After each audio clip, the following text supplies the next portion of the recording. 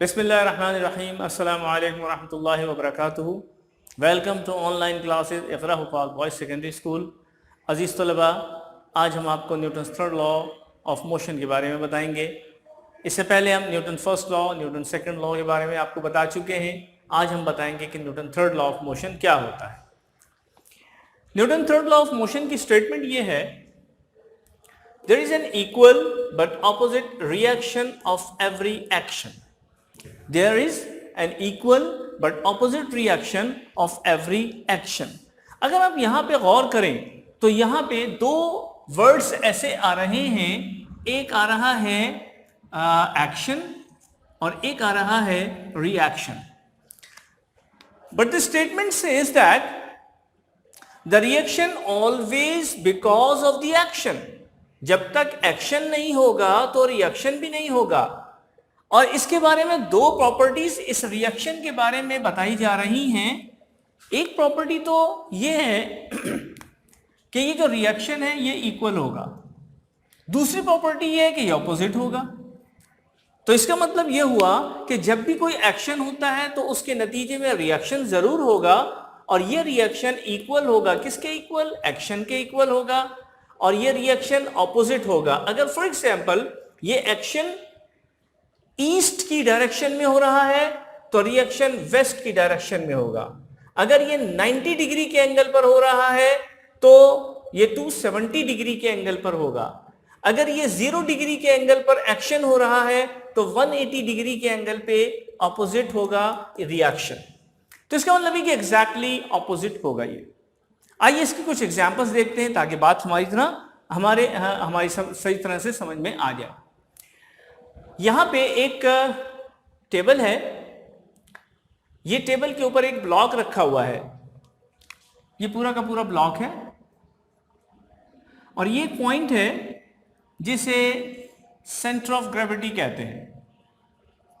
Centre of gravity, centre of gravity वो point होता है जहां पे सब तमाम की तमाम फोर्सेस एक्ट करती हैं। इसके बारे में अभी हम डिटेल से आपको नहीं बता रहे, अगले चैप्टर्स में इंशाल्लाह इसके बारे में डिटेल में पढ़ेंगे। सेंटर ऑफ ग्रेविटी बेसिकली वो पॉइंट होता है जो किसी भी ऑब्जेक्ट के अंदर कहीं पर किसी जगह पर मौजूद होता है और उसी पर तमाम की तमाम फोर्सेस अप्लाई हो रही होती हैं। अब यहां पे बज़ाहिर ये जो ब्लॉक है ये इस टेबल पे जब रखा हुआ है तो उसका वेट नीचे की जानिब एक्ट कर रहा है। You can see that this is the direction of the weight of the box, वो weight of the block downward direction है। This is the action from the block. अब उसके बाद ये जो टेबल है हमारे पास, दिस इज टेबल, ये टेबल ऊपर की जानिब इसके ऊपर फोर्स लगा रही है, यहां पे, यहां पे, यहां पे और यहां पे, यानी इसको ऐसे थामे हुए है। जितना ब्लॉक का वेट है उतनी ही फोर्स नीचे से ऊपर की जानिब भी लग रही है। ये फोर्स रिएक्शन फोर्स है। So the action and reaction always be equal. Action and reaction always be equal.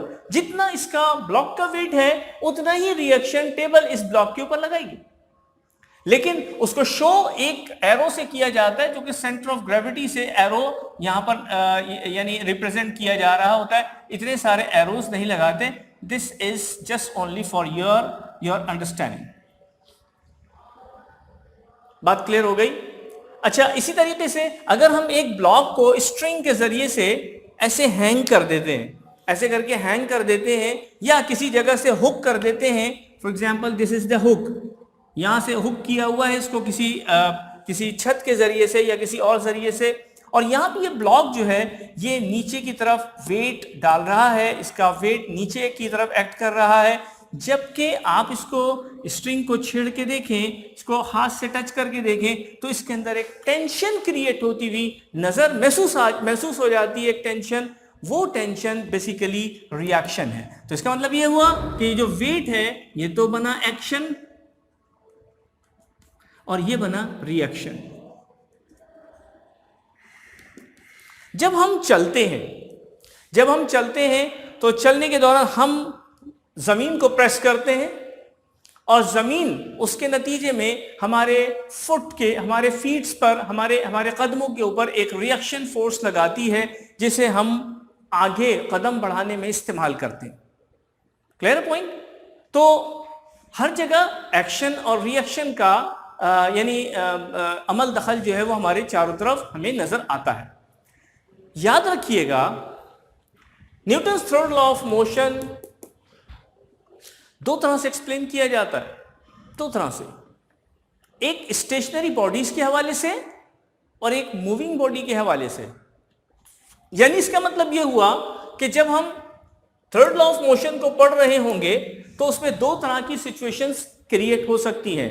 या तो एक्शन और रिएक्शन हो रहा है, Newton third law of motion apply हो रहा है, लेकिन बॉडी स्टेशनरी है, बॉडी रुकी हुई है और किसी भी सूरत में मूव नहीं कर रही। जैसे कि हमने यहाँ पे ब्लॉक को स्टेशनरी कंडीशन में यहाँ पर रखा, इस ब्लॉक को हैंग किया है स्ट्रिंग के जरिए से।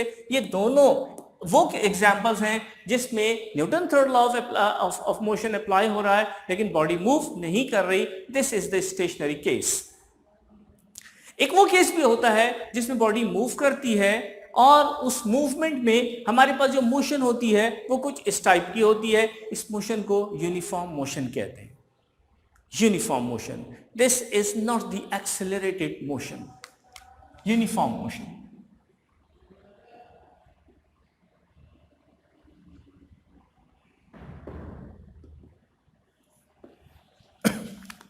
ये हमारे पास एक रॉकेट है। ये रॉकेट आप देख सकते हैं बहुत वाज़े अंदाज में नजर आ रहा है कि यहां से ये गैसेस हैं जो इसको जो इसकी डायरेक्शन गैसेस की नीचे की जानिब है और बहुत प्रेशर है इनका, बहुत ज्यादा गैसेस हैं।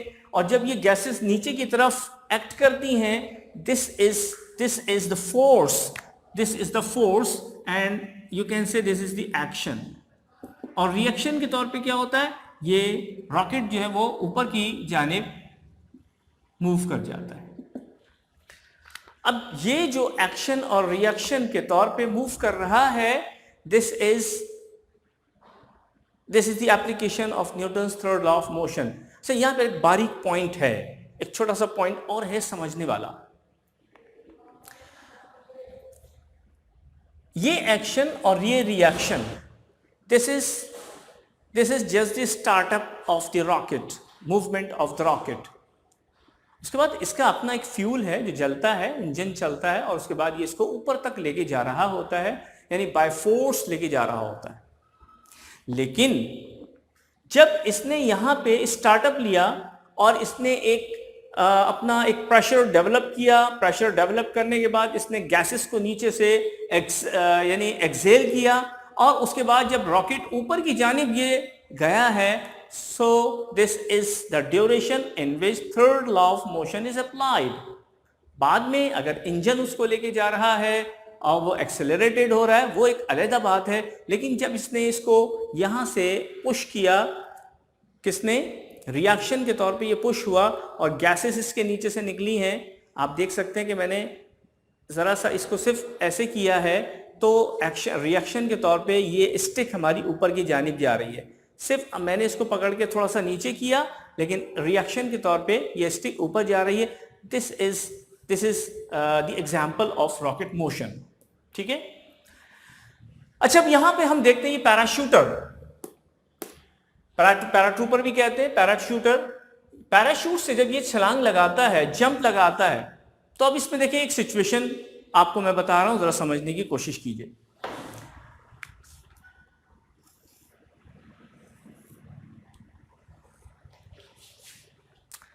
यहां पे वो पोजीशन है, ए पोजीशन वो है जहां से जहाज के जरिए से जहाज का दरवाजा खोल के पैराट्रूपर ने जंप लगाया।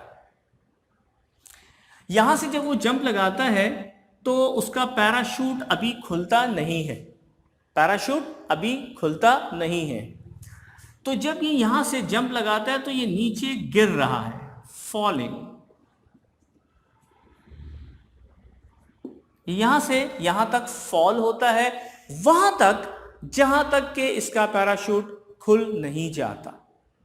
जब इसका पैराशूट खुल गया तो इतनी देर में यहां से लेके यहां तक तो ये एक्सेलरेटेड मोशन थी, एक्सेलरेटेड मोशन थी। और याद रखिएगा एक्सेलरेटेड मोशन होती है Newton second law of motion के तहत, ठीक है, या ग्रेविटेशनल मोशन, ग्रेविटेशनल फोर्स उसके ऊपर अप्लाई हो रही होती है। यहां पे थर्ड लॉ नहीं लग रहा, no third law is applied over here, A से लेके बी पॉइंट तक Newton third law of motion apply नहीं हो रहा। जैसे ही पैराशूट ओपन होता है, यहां पे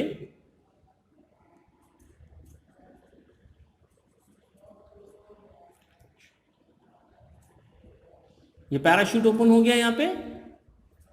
अब जैसे ही पैराशूट ओपन होता है तो इसके अंदर यहां पे हवा भर चुकी होती है, हवा इसके अंदर भर चुकी होती है और एक प्रेशर डेवलप कर चुकी होती है। वो फोर्स ऊपर लगाती है, वो फोर्स ऊपर लगाती है, लेकिन इसका अपना जो वेट है, इसका अपना जो वेट है वो इसको नीचे की तरफ डाउनवर्ड मोशन में मूव कराता है। Now this is without an acceleration motion, without acceleration motion. तो ये हमारे पास कौन सी मोशन आ रही है? ये नीचे की तरफ डाउनवर्ड मोशन में आ रहा है, इसके अगेंस्ट। ये जो हवा का प्रेशर ऊपर डेवलप हुआ और यहाँ पे स्टॉप हो गया, जाहिर है कि ऊपर एक पैराशूट ने उसको रोक लिया, पूरा का पूरा हवा का प्रेशर ऊपर अंदर जमा हुआ है और वहां से वो जब ये नीचे आ रहा है तो उतनी ही फोर्स के साथ आएगा जितनी फोर्स यहाँ पे लग रही है, और मुसलसल लग रही है, मुसलसल लग रही है, उतनी ही फोर्स के तहत ये नीचे मूव करेगा। इसका मतलब यह हुआ कि ये जो हमारे पास था ये तो था एक्शन, ये हमारे पास जो नीचे की मूवमेंट हो रही है ये है रिएक्शन, ठीक है। तो हमेशा याद रखिएगा कि रिएक्शन हमेशा एक्शन के अगेंस्ट होता है। ये दो तरह का होता है, या तो रिएक्शन के थ्रू बॉडी स्टेशनरी रहती है, मूव नहीं करती, और या फिर अगर वो मूव करती है तो यूनिफॉर्म मोशन के साथ करती है। उस यूनिफॉर्म मोशन में एक्सेलरेशन पाया नहीं जाता और वो सिर्फ और सिर्फ एक्शन और रिएक्शन। हाँ, एक बात और हम बताते चले, एक्शन और रिएक्शन हमेशा एक साथ होते हैं। कभी भी ऐसा नहीं होता कि एक्शन हो जाएगा फिर उसके बाद जाके रिएक्शन होगा, नो, एक्शन और रिएक्शन हमेशा एक साथ एग्जिस्ट कर रहे होते हैं। चुनाचे ये रॉकेट की एग्जांपल, पैराशूट की एग्जांपल, और इसी तरह से हमारे पास ये स्टेशनरी बॉडीज है कि ये भी स्टेशनरी है, ये भी स्टेशनरी है, देयर आर सेवरल, ये भी एग्जांपल्स हैं Newton third law of motion की। There are several examples around us, we can see, we can observe which are the applications of Newton third law of motion. कोई भी गाड़ी किसी सड़क पे खड़ी हुई है, Newton third law of motion. Action is its weight. Reaction, the force which is acting in the upward direction. Clear हो गया point? तो इस तरह से हमारे पास बहुत सारी एग्जाम्पल्स पाई जाती हैं। इंशाल्लाह नेक्स्ट वीडियो में फिर हाजिर होंगे आपके पास नया टॉपिक लेकर। इस वक्त तक के लिए इजाज़त दीजिए। अस्सलामु अलैकुम वरहमतुल्लाहि वबरकातुहू।